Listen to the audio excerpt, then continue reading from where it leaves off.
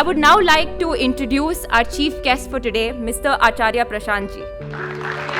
Mr. Acharya Prashant ji is a contemporary teacher, philosopher and author of wisdom literature and the founder of the Prashant Advaita Foundation. Now I would like to introduce Professor Trilochan Sastry. Joining third in today's conversation, Professor Sastry holds a BTech from IIT Delhi, an MBA from IIM Ahmedabad, a PhD from MIT, and has been associated with IIM Bangalore for over 2 decades. Now, I would like to introduce the moderator for today's conversation, Professor Manaswini Bhalla.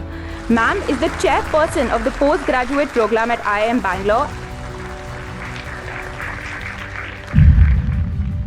It's a pleasure to be sitting and to witness as a student of Vedanta the interaction between these two stalwarts. The question is, have you ever found any leaders or practitioners who have some tips and tools to figure out what is their Swadharma? Swadharma is like medicine. Even a medicine needs a sick one. So Swadharma is for the deluded one. And we pretend to do some social work because I think that is my Swadharma. Now, what I wanted to say about Swadharma is that I do not know who I am, therefore I do not know what I ought to do. Therefore, I just pick that idea from here and there, or I allow that idea to be implanted within. How can I be a puppet being controlled by unseen puppeteers, and so many of them? I only teach a few students. Many of the students are very interested because they've never heard of this. Once they hear of it, they get interested. So one is lack of information, and I think people like him are spreading that information on a massive scale. I personally feel that those who have been able to live that kind of life personally, they alone should go around talking about it.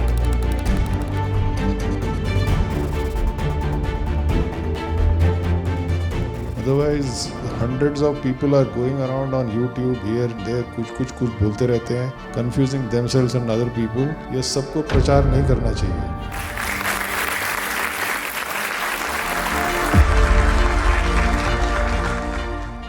Good evening, everybody. The most important conversations we have are often the ones we have with ourselves. I welcome all of you here today to IIM Bangalore. I would now like to introduce our chief guest for today, Mr. Acharya Prashant ji. Mr. Acharya Prashant ji is a contemporary teacher, philosopher and author of wisdom literature and the founder of the Prashant Advaita Foundation. An alumnus of IIT Delhi and IIM Ahmedabad, he has authored over 160 books, many of them national bestsellers, published by leading houses. He is widely regarded as the world's most followed spiritual leader. His work goes beyond spiritual literature to offer sharp, rational perspectives on social, environmental and ethical questions, providing both intellectual and spiritual clarity to modern seekers.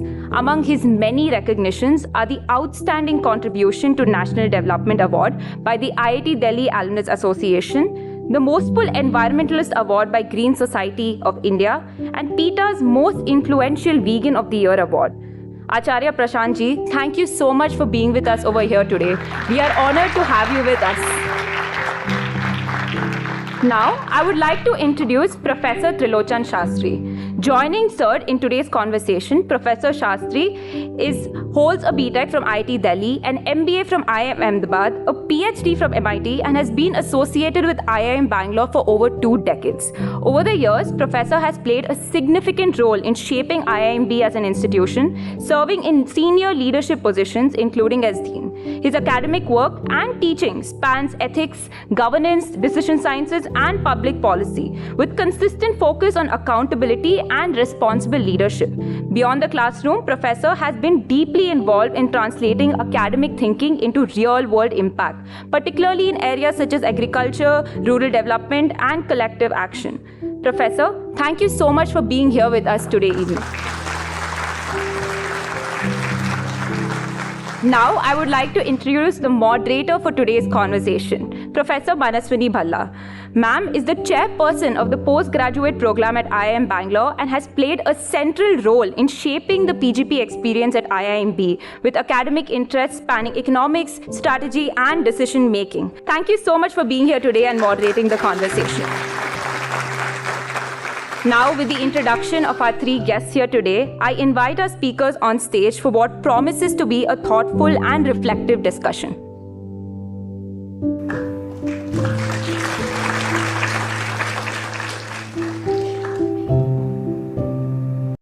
A very warm welcome to all of you, and it's a pleasure to see the house full. All thanks to Acharya ji.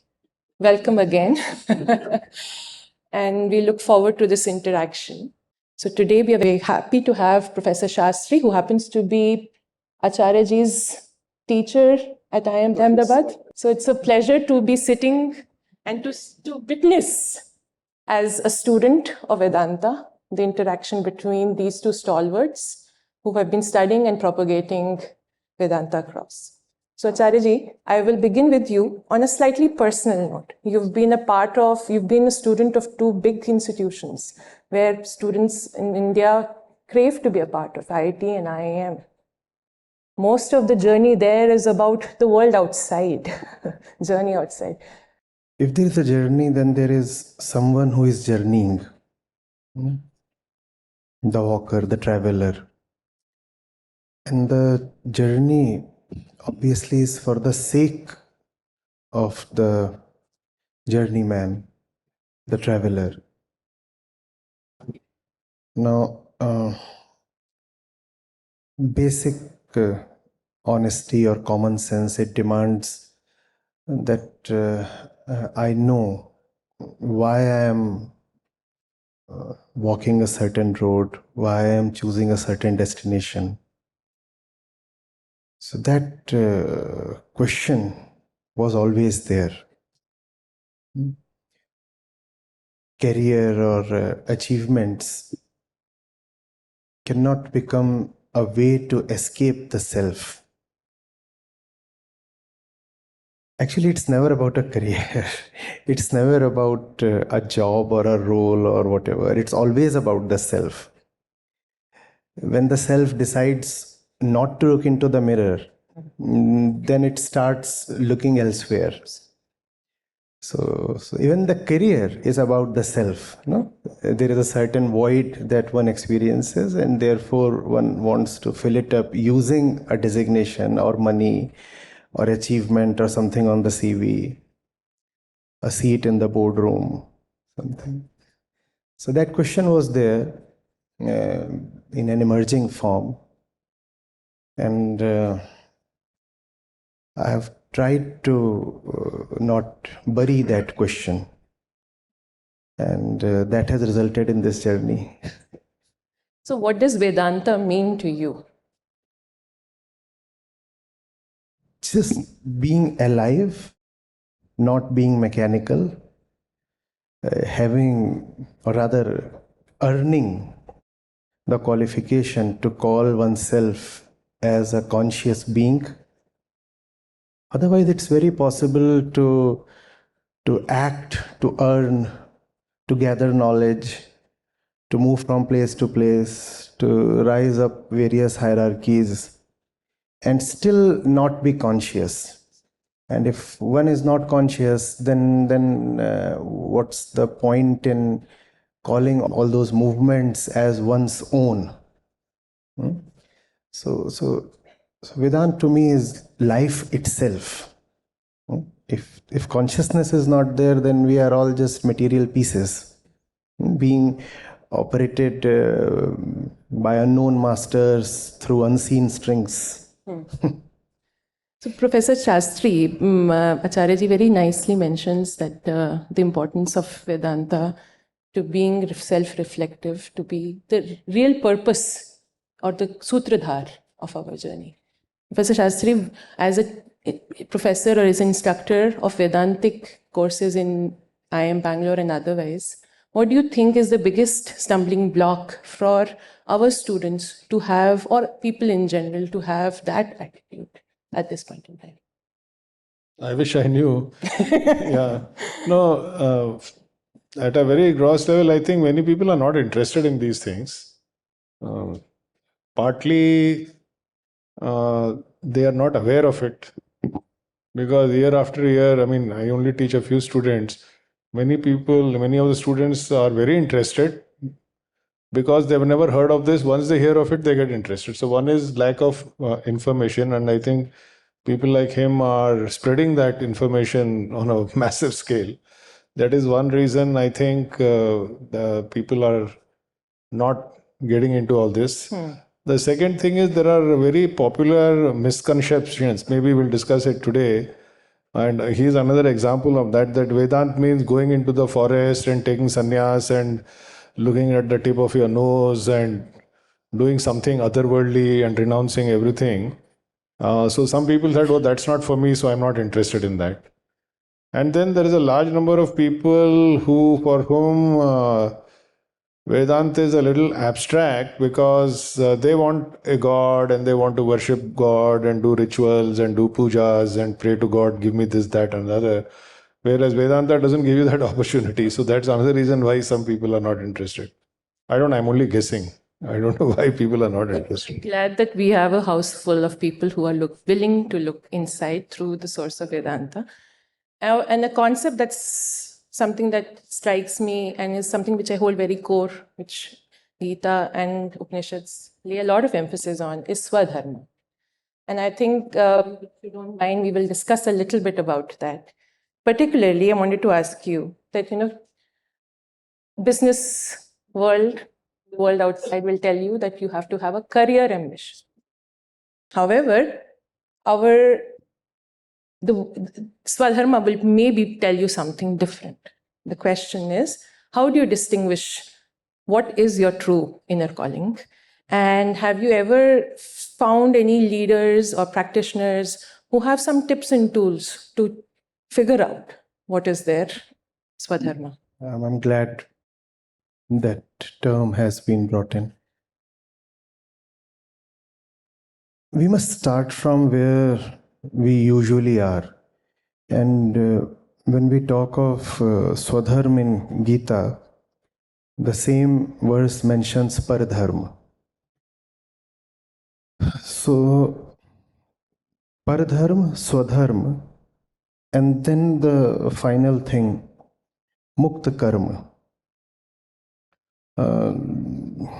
These three have to be seen together, and they are hierarchical to some extent.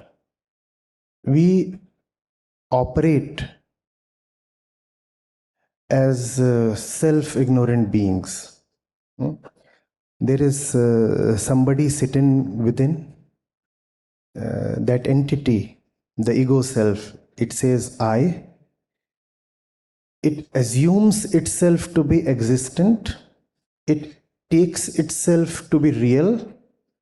And its belief about itself, its ontological belief is, I am incomplete. And therefore it keeps borrowing stuff from here and there.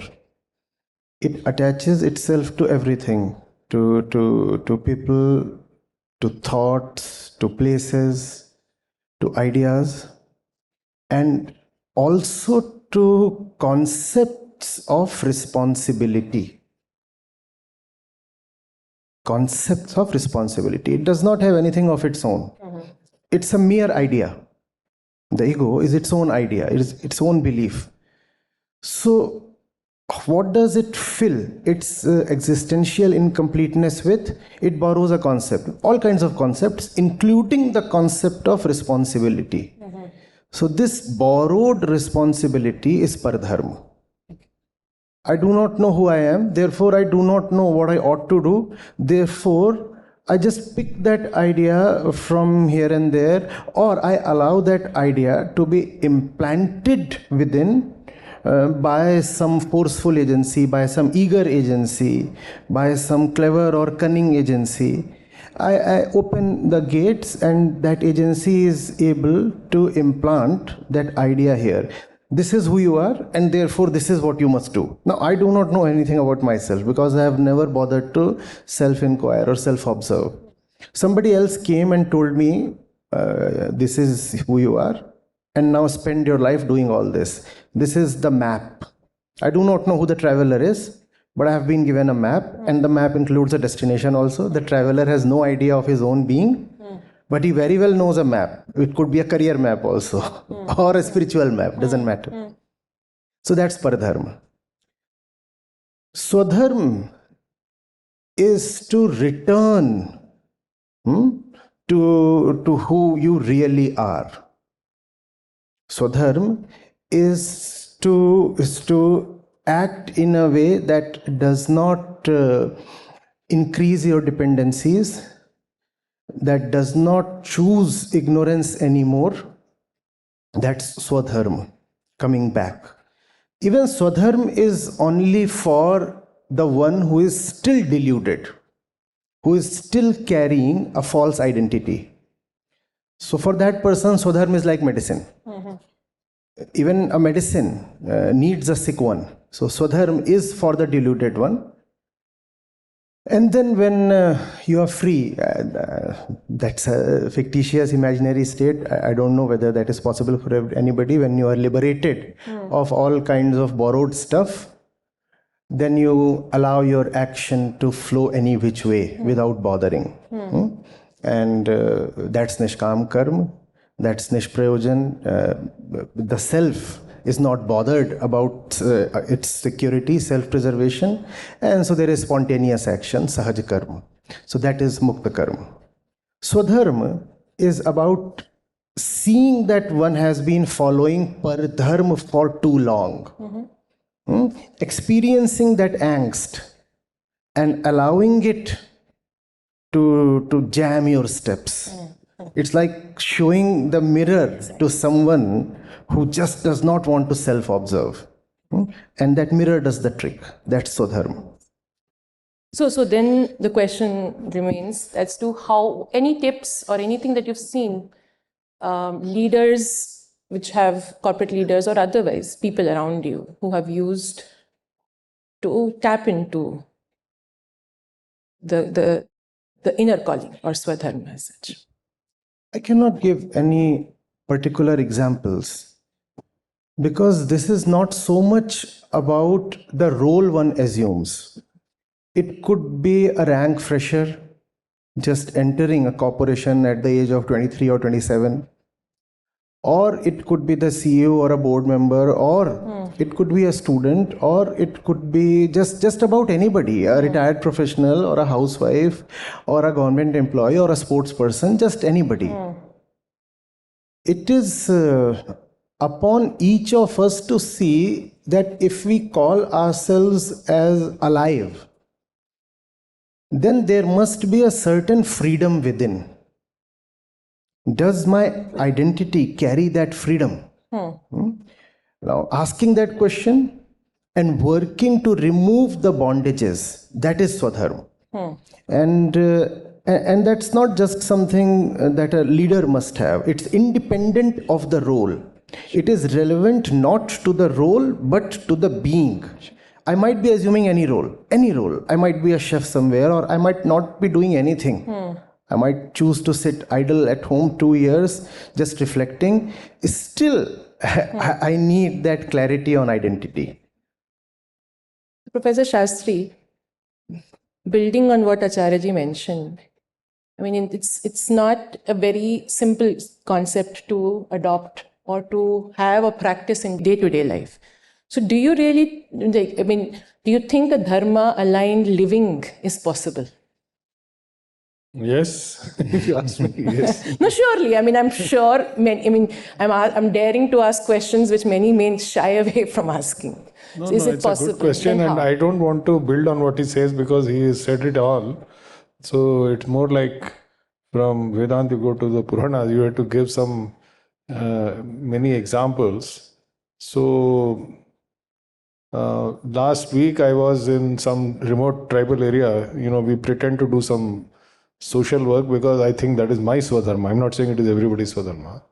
So one lady about her age or maybe a little older than her, she came from Rajasthan and she was a Swiss citizen of Indian origin, and she came to see what we were doing, and she spent, I've come back but she's still there, roaming around in the tribal areas.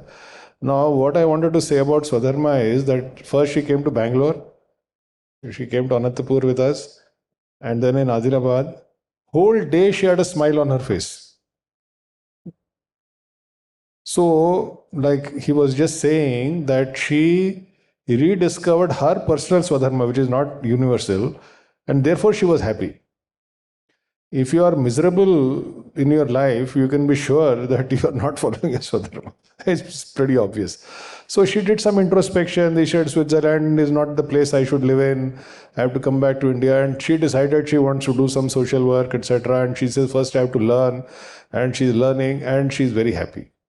So the proof of the pudding is in the eating, that if you do what you really enjoy, then you will be happy. And if you are not, that means you are doing something which is not good for you. And that's all I can say. And a little bit of introspection and trial and error will help most people. A few fortunate people, I can give examples. Bhimsen Joshi, MS Subbulakshmi. They, nothing. I mean, I want to sing. Bhimsen Joshi ran off from home at the age of 10. Because and that his Swadharma was to sing. It's so obvious. Both of them are Bharat Ratnas. We may not be at that level of Bhimsen Joshi and MS Subbulakshmi. Her mother wanted to get her married. She said, no, I want to sing. So she ran away from home, came to Chennai. So these are, we always take extreme examples because they illustrate the point. But there are many such people who think and, as they say, get out of the paradharma and say that, what should I do? And you will yourself understand, jab maja aa raha hai, I mean, if you are happy, then that's your Swadharma. Aur kya hai? चलिए हमें तो मजा आ रहा है. It's as simple as that, I feel. So I'll stick to the topic, which was beyond the resume. And also at the same time in Vedanta, we know in Gita, it's mentioned that treat everybody equally.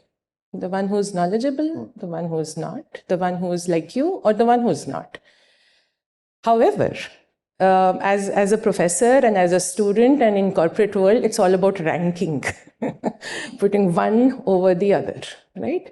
So how do we assimilate these two conflicting ways of looking at the world and live a life with humility? So this is open to both of you, and you can add, and I don't want it to be a very mechanical conversation, so the way you would like to take it. Yeah. The particular verse from Gita says that a Brahmin, a Chandal, a cow, and a dog, they all are to be looked at equally. And there are other verses as well that decry the various kinds of separations and hierarchies. See, in Vedanta, there is the level of practice, the level of the experienced world, the vyavharik tal, and then there is the level of truth, truth absolute, paramarthik tal. Now, all kinds of divisions and dissimilarities seem to exist only in this zone of individual experience, vyavharik tal. Sure. So as I, the ego, looks out through this apparatus, the body, it sees dissimilarities. Now, these dissimilarities are not real. In fact, they are just an expression of the limits of the seer and the seeing apparatus. Please see, how do I know that X and Y are two separate entities? Yeah. The knowing is happening through this instrument, and the knowing is being acknowledged by the one sitting within, and acknowledging, or rather superimposing, this separation is an existential need for the inner one, because if things are not separate there, then this one too cannot be separate from all this. Whereas I exist only if I am separate from this chair. Yes. If X is not other than Y, then I cannot be other than this chair. So I see separation, division, diversity, and more accurately said, I superimpose division. Superimpose division. Now, that can be understood both philosophically, epistemically, and scientifically. Now, science, when you refer to it, would say these all things that appear different, they are all coming from some fundamental particles. So if you are seeing 10,000 things, actually these 10,000 things are composed of only 3 particles. And then even those 3 can be further reduced to 1 or 2, and that's what modern physics is doing today. And ultimately, physics has come to the point where it is saying that even the separation between that particle, first of all, there are around 1,000 things, there are just 2 things, and even the separation between those 2 things and the observer is a false one. Now that's the way the apparent separation on the level of the seen reality, the experienced reality, is reconciled. I mean, simply put it is, all of us sitting here are material processes. So how can one be other than the other? All of us sitting here are ultimately biochemical streams. So what's the difference between one and the other, except for the name, shape, form, and this and that, and all the mental images and the branding and the labeling? Apart from that, it's one instrument and the other instrument and the other instrument, and all the instruments have very similar fundamental constituent units. So that's how diversity is reconciled at the Vyavharik level. At the level of absolute truth, anyway, the separation between the observer and the observed is gone. So there is one indivisible, non-dual truth. So there is no separation. So that's the way Gita and Vedanta have to be seen. You cannot see equality where it is not. Equality cannot be an ideal. Equality cannot be a principle. Equality has to be a reality. If at all, it has to become life. And when you see equality in that sense, you also acknowledge that when it comes to experience and behavior, inequalities will exist.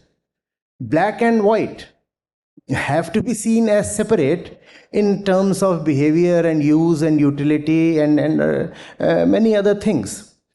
So, Vedantic equality is not the negation of experienced inequality. It is a transcendence. Inequality does exist, definitely, but only to the one who is unreal. As long as I am the ego, practically for me, X and Y will be unequal, as long as I am the ego. And when I am not, then the question of separation is no longer relevant. Professor Sastry, would you like to add to this, particularly when we are living in a world, Vyavharik world? How do you resolve this understanding to practice? I don't even know whether it is to be resolved, but he has given a very detailed answer using modern science. I'll take then therefore the biological or psychological route. So, and of course the Vedantic this thing. So a mother has in those days 5, 10 children. They're all different, but she loves them all. Now we have a body, or if you have a tree, the tree has flowers, it has branches, it has leaves. Is the leaf equal to the flower? These are, to me, relevant questions. These are diverse manifestations of the same underlying reality. Human beings, everything. Sarvam kalvidam brahma, they say. So everything underlying it is the same.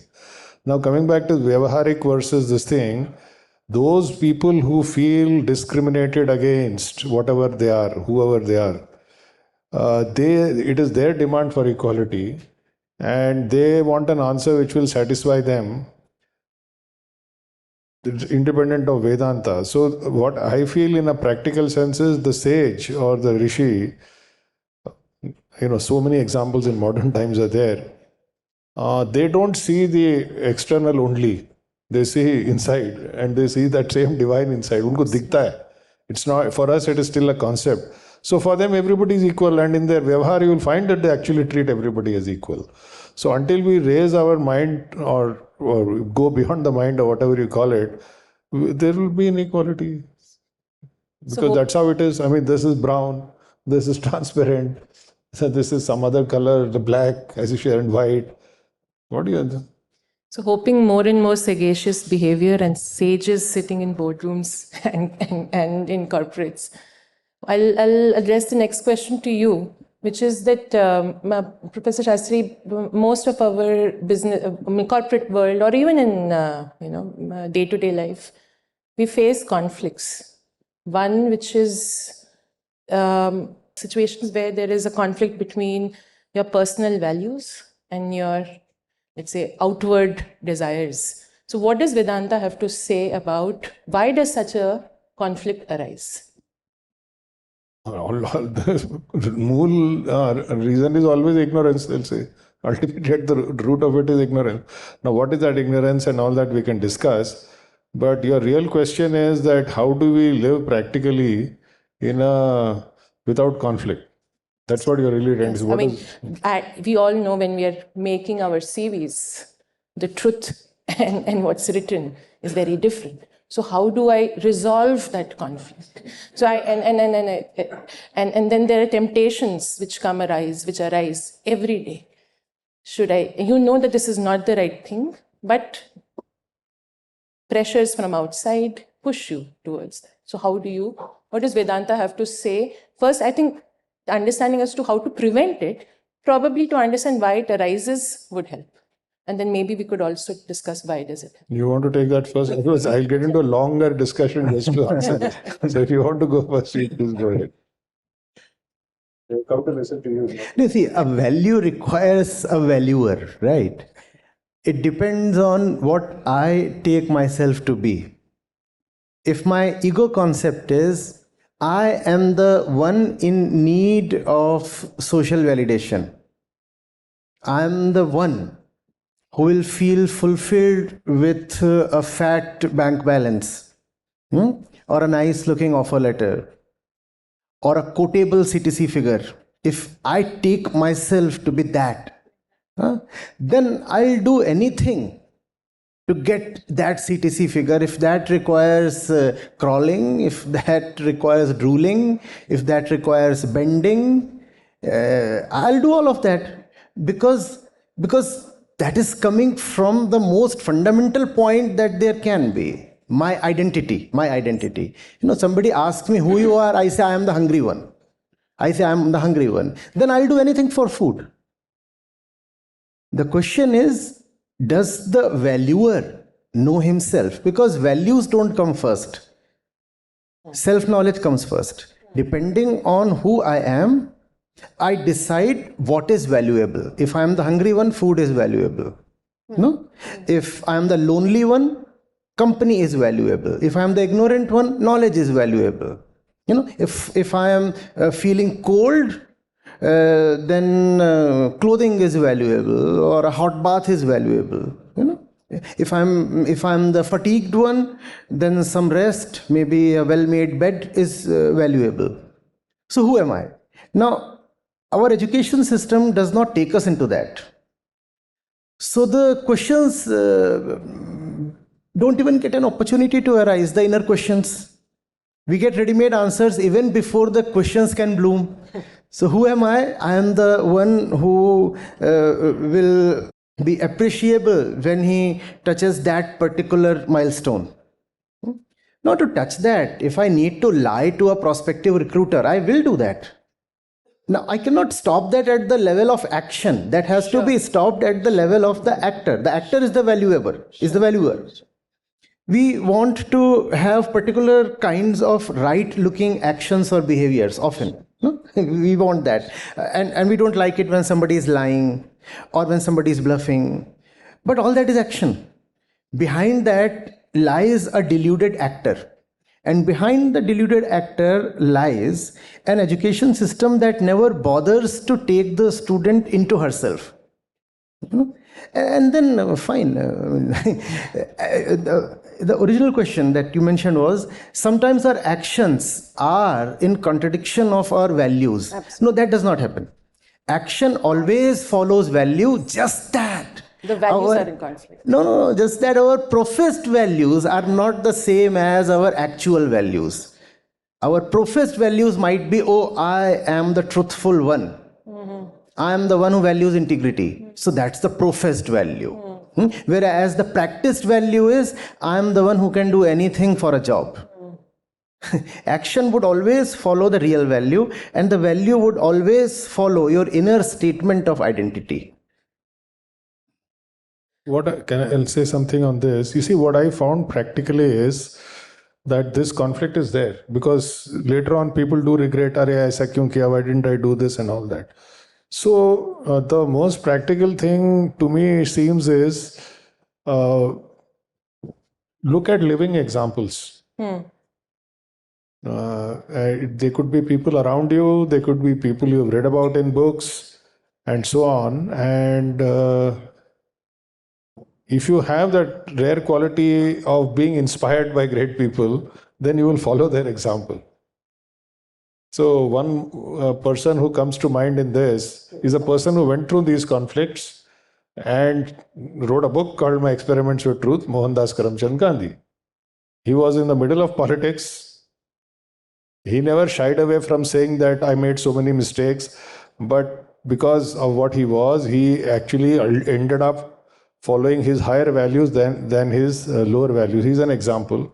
And of course, like he was inspired by Harishchandra. I also used to weep when I used to read Harishchandra's story. So if you can catch the teachings through the lives and actions of great people and keep it in mind, it really helps. Or people around you.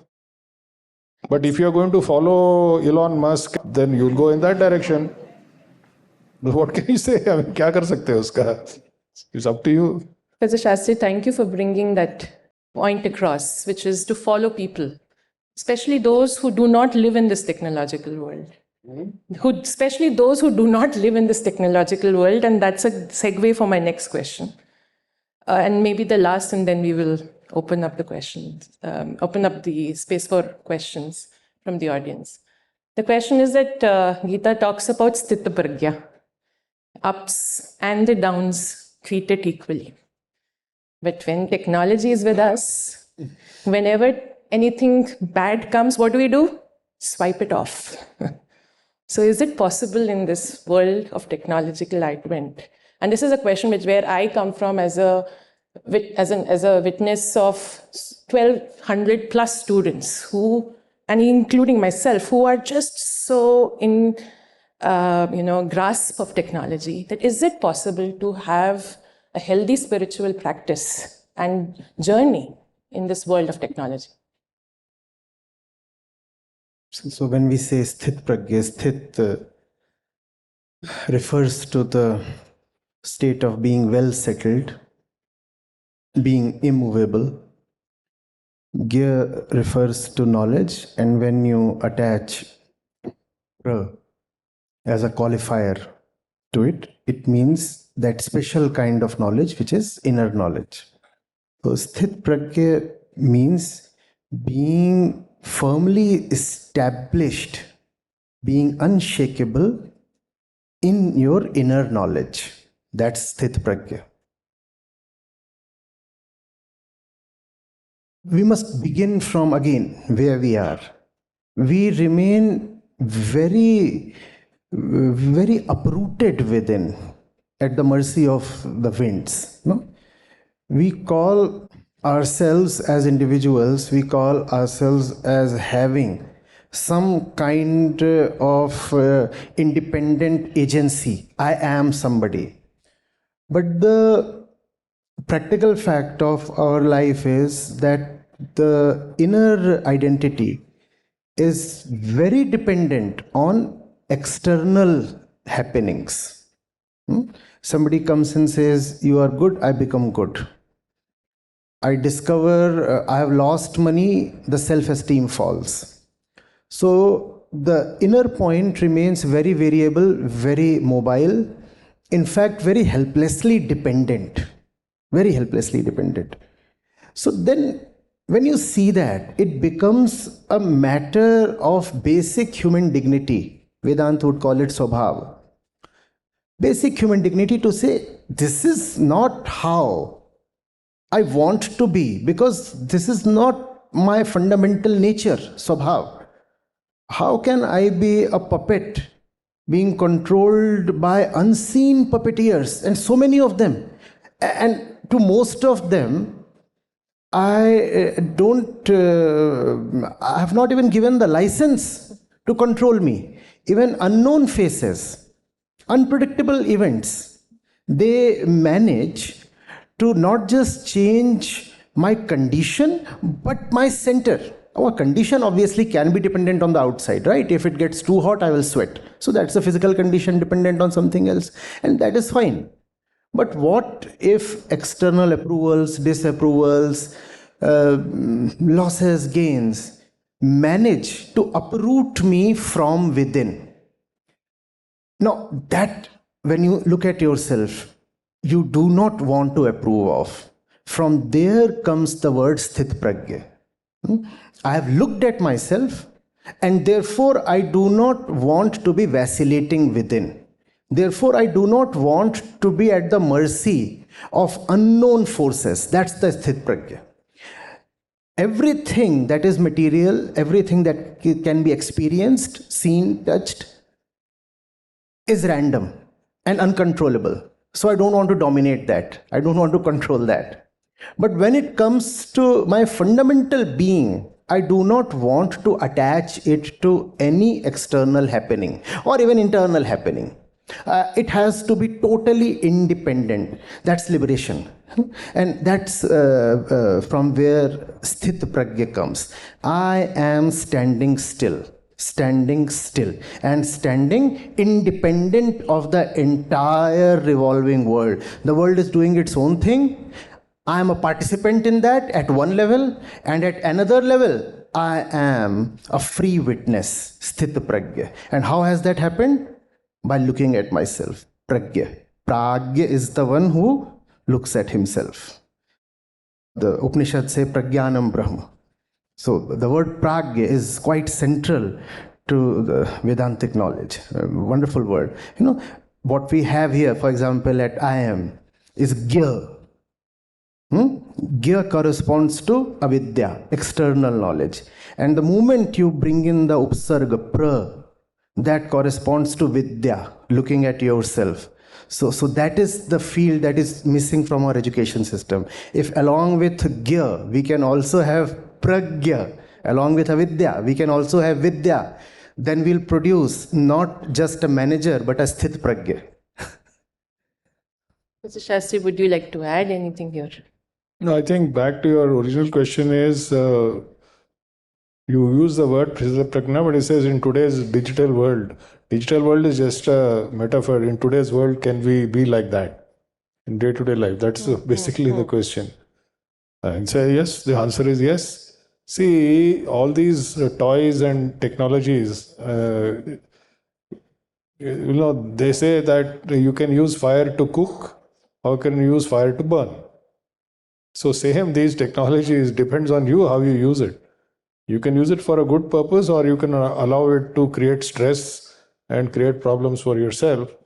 And the way to avoid it is, he's already mentioned that, see, this is a difficult task. See, we allow the external world to make us happy and unhappy. And we, as he said, we are puppets of external forces. किसी ने कुछ बोल दिया, अरे how dare he say that? Let him say, हमको क्या फर्क पड़ता है? So at a joking level, when you go to Bile Khalli, you see a lot of cows sitting in the middle of the road. I often think of them as sthita prajna, because the traffic is coming and going. उसको फर्क ही नहीं पड़ता है. I mean, you see a lot of these Sthita Prajna cows on the roads. Now, I mean, I'm not saying that we have to become like a cow. The point is that, but at a deeper level, the Avadhuta will say, it is my guru. I mean, it is not getting disturbed by the traffic going around. So, that difficult job we don't want to do of not allowing the external world to dictate our state of mind. And the practical way out is, of course, introspection and all, but a little bit of whatever, whether it is psychological techniques or yoga or meditation, it does definitely help you to not get disturbed by other things. मैं वैसे के वैसे ही रहूँगा intellectually, I'll keep on discussing it, कल जाके वही होगा, same thing will happen. So you have to do some work on yourself to not allow the external world to disturb yourself, whether it is this social media which you are referring to or anything else. Fantastic. And before we open up the stage for questions, one last quick question. You can answer it as shortly as possible. What's that one question that each professional should ask? Or professional or any... I thought that the audience will be all business school students, but so many of them are there.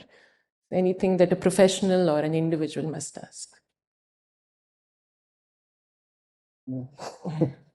I can only give witty answers to Absolutely. That's why the question has been asked.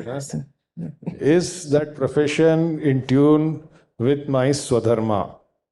Then that profession is good for me, otherwise it's not good for me. Acharya-ji. Who is the professional? On that note, personally, it was wonderful to listen to two stalwarts here. And surely I have taken back something that I would try and bring in as I act. And I work with the students here. So we'll open up the questions, open up the space for questions. You can raise your hand and ask both Acharya-ji and Shastri-ji.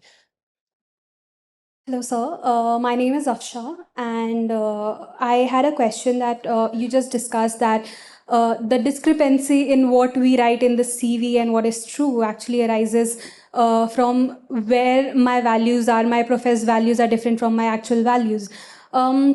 But if we see the entire process, like if I decide to stay true to my values and not do anything that is not true, but the entire cohort is doing that, so in a way I might be at a disadvantage. So basically, how to navigate through that? I am the one whose worth is in comparison with that of others. That's the flawed identity statement. Yeah. Correct that and all would be all right. Okay. You see, what you are saying is, I want to do something that's aligned to a high, noble kind of value, but then all others are taking the dirty route, and hence they'll be faster and more successful. Therefore, I feel an internal pressure to follow them, right? But the underlying assumption is that my worth is to be calculated relative to them. Challenge that assumption. That's all. Understood. Just another bit on a personal front. So basically, I was born into a Muslim family, and for quite some time, I have been trying to read about Advaita Vedanta. I have been associated with the Prashant Advaita Foundation, and what I've realized that Advaita Vedanta is not really religious. It's more of a philosophical thing, and that's what I just wanted to understand. That do you think that it would be an easy task to take it to others who are not Hindus per se? And would it be, like, how challenging would it be, and how do you think it would be in the future? One of the things that works is, don't call it Advaita Vedanta, simply called it non-dual philosophy. Otherwise, the Sanskrit might put off some people, There is no need to mention it through a tradition. This is simply non-duality. And non-duality is to be found in Buddhism also, Madhyamik Shunyavad. So non-duality, as simple as that. And obviously you got it right. This is not religion of the usual type. It does not contain any stories. It does not contain any belief system. This is simply an inquiry into the nature of reality. So this is not really religion. In another sense, this is the only religion. Because stories and beliefs do not constitute religion. Stories are stories. Religion, the root word, R-E-L-I-G-R-E, that refers to going back to who you really are. So in that sense, non-duality, because it questions the very relationship between this and that, whether I even exist truly, is the essence of religion. But this is between you and me. When it comes to the general world who are captive to their dogma, this is essentially philosophy, just non-dual philosophy, simple. Understood. Thank you, sir. He asked the question, I just wanted to add to her point. First question was that everybody is doing something wrong and what should I do? You see, most of the questions that people ask, what I've seen over the years is, I want to achieve certain goals. And you are telling me all this dharma, ethical, Vedanta, Advaita, whatever it is. If I follow it, will I be able to achieve those goals? That is the underlying question actually. And if it doesn't help me to achieve those goals, then I will not follow this. There is no answer to such a thing. You should be prepared to pay the price.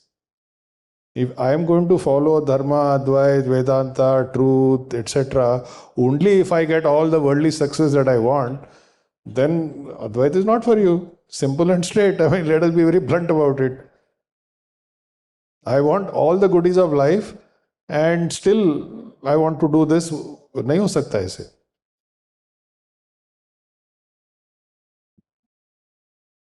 Sorry, you had a question. And the second question was about spreading this everywhere. Well, he's already doing it. I personally feel that those who have been able to live that kind of life personally, they alone should go around talking about it. Otherwise, hundreds of people are going around on YouTube here and there, कुछ बोलते रहते हैं, confusing themselves and other people. ये सबको प्रचार नहीं करना चाहिए.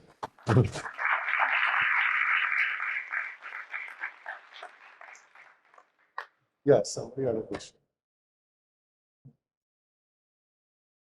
Namaste. So there was a discussion about the Swadharma, and Sastry sir was saying that the work which gives you the real happiness, one should do that. So I was wondering how one will realize what is his Swadharma, and is there any profession or any work which can give the real happiness for the whole life? Very difficult question. Because, I'm at a disadvantage. I have been in a profession which I love and I never had this problem. But seeing my friends around, a little bit of, there is no other thing except introspection. I don't know how else you can do that. You have to introspect and think. And there are two things to it. One is that you do what you like. The other is that you like what you do. Because if you are in a situation and if you change your way of thinking, attitude, many of the things that he said, then that same situation becomes pleasant and happy if you change your inner attitude. And sometimes we carry baggage in the sense, I don't like my colleague, I don't like my boss, I don't like my commute. All these things are there. So you have to solve that problem. I mean, I meet so many people. One guy came with me to Anantapur. He's still, so he said, you're so lucky. I said, why? He said, you're doing the work that you like. I said, you can also do it. So he says, oh, you see, I have an EMI. He's bought one fancy house, gated community, and he has to pay a EMI on that. He sent, in those days, his kids were in school. He has to pay so many lakhs of rupees for the kids' school, and so on and so forth. And then, of course, he has to go on vacation every year to Switzerland 1 year or Cambodia the next year and put it on WhatsApp कि हम इधर गए थे उधर गए थे. I mean, the obvious thing is if he's really, and he says if I get up and leave home before 7:15, I can reach office in 45 minutes. If I leave after 7:15, it takes 90 minutes. I said, what about the evening? There's no chance. 90 minutes driving in Bangalore. So 3 ghante going up and down stressfully and hating his job, but bank balance increasing. Now that is his choice. He's seeing that so and so according to him is happy, but he doesn't want to change. Nobody can give you a solution to this. So you have now he can sell that house, go into a small 2 BHK, pull his kids out from those expensive schools and send them to decent normal schools, cut down his expenses and be happy. But he will nahi karega. So I asked him after 5 years, what are you doing? Same thing, sir. अब मरना चाहते तो मरो, अब मैं क्या बोल सकता हूँ उसका. That is how it is. So there are no easy answers. So yes, for example, I have chosen work today. So today is my one position. So maybe after a certain point of time, I will also evolve, and maybe then I will realize that the work I'm doing is not right. And therefore, that is why my question is that how one can realize what is his real Swadharma, how one can realize that. At a young age, I've given you all these examples. I can again tell you a young Sachin Tendulkar. I'm not talking about him at a spiritual level, just at the practical level. At the age of 10, somebody was interviewing him. What do you want to do? Cricket. What about tennis? Cricket. What about football? No, tennis. You don't want to go. What about studying in college? No, cricket. So he was very clear at the age of 10, that was his Swadharma. So that is these are all little out of the 3 sigma limit kind of people. Not that I'm saying he's a great spiritual person or anything. They knew that Swadharma, they're doing it. But for the rest of us, I feel practically that, like I'll tell you another friend of mine, he used to be here in IIM. What happened to him is that very brilliant guy, JE 29, and he's a good friend and I respect him, so I'm not going to say anything against him at all. He was a professor here. And at some point in his life, he decided that his Swadharma is to look after his parents and his in-laws who were in India, and he came back from America. And when he came back here, he had to make some compromises, promotion, he didn't worry about it. In fact, he's retired, his father is 100, is still living with him, and his mother-in-law is still alive, they're also staying with him. He is at peace because he said, I have to look after the old people and I have to look after my children. But if it means that I'll get less money or I have to forego some promotions, so be it. When he came to a particular IIM, they said, we cannot take you at that level, we'll have to take you at this level. Very happily he took it. So he made conscious choices which we don't want to do. We want to have the cake and eat it too, and then we curse the word. When we curse external circumstances and put the finger and blame something external, there is no hope or redemption. The only hope is when you say, I take responsibility for my life and my actions. I mean, I know it sounds very hard, but that's the only way. If you point the finger outside that I am in trouble because of all those external factors, there is no solution to the problem. Never. Simple psychology. Western psychology, unfortunately, I don't want to take pot shots. Oh, you're in trouble. In childhood, your mother did this, your father. Arey, wo jab ho gaya hai, abhi tum kya karoge? You have to take responsibility and change your life. And Vedanta will say that. Definitely it will say that. So when you do that and start getting that clarity, whatever that Swadharma is, will start becoming clearer and clearer. So he decided my Swadharma is to look after my family. You decide what it is and do it. I would request Acharya ji also, is according to Vedanta philosophy, is there a way one can realize their Swadharma? Realize One what? has to start Swadharma. with Pardharma. Realize what was the question? Realize what is one's Swadharma and therefore what work one must choose going by the Swadharma. One has to, again, third time this evening, one has to start from where one is, right? So one has to start from Pardharma. And that's the consequence of the center one is operating from. Pardharma is a symptom, a consequence, an effect. It is not the real problem. If you are operating from a center of fear, then Pardharma will reflect in your actions. If you are operating from a center of tradition or greed, then whatever you do will be Pardharma. Right? Once you reject that center, you look at it and the looking dissolves it. Why does the looking dissolve it? Because you cannot like your own ugliness. We are not designed to like ugliness even outside. How can we like ugliness inside? If ugliness manages to sustain itself inside, it is only because we don't look at it. It remains in the shadows, remains hiding in some dark cave inside, therefore it manages to survive. You look at it and it is so ugly, it has to go.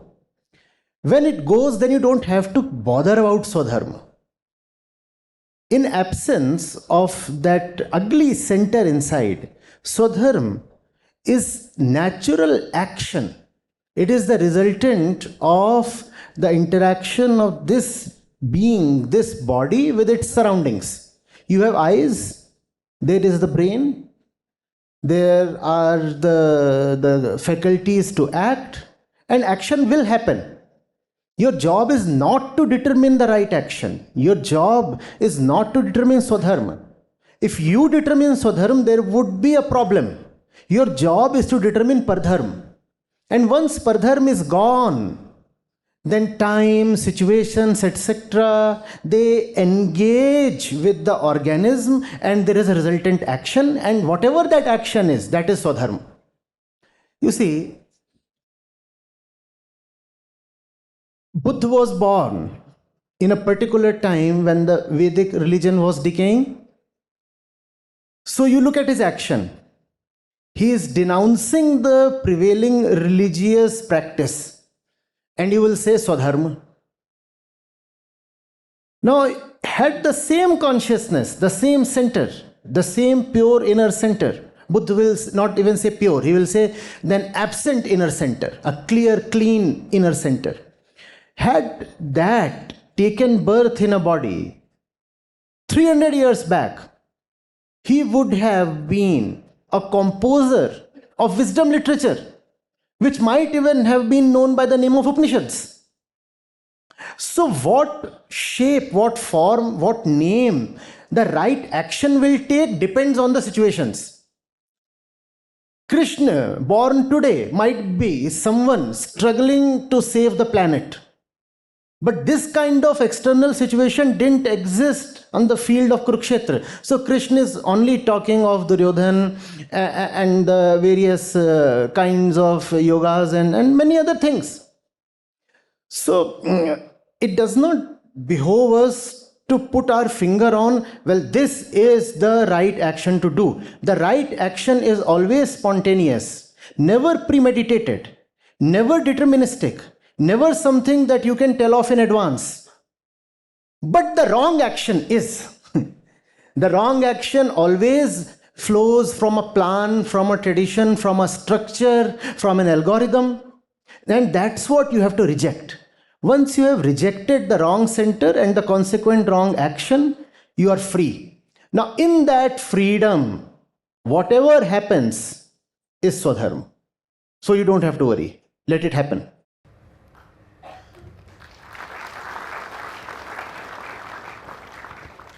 Thank you, Acharya.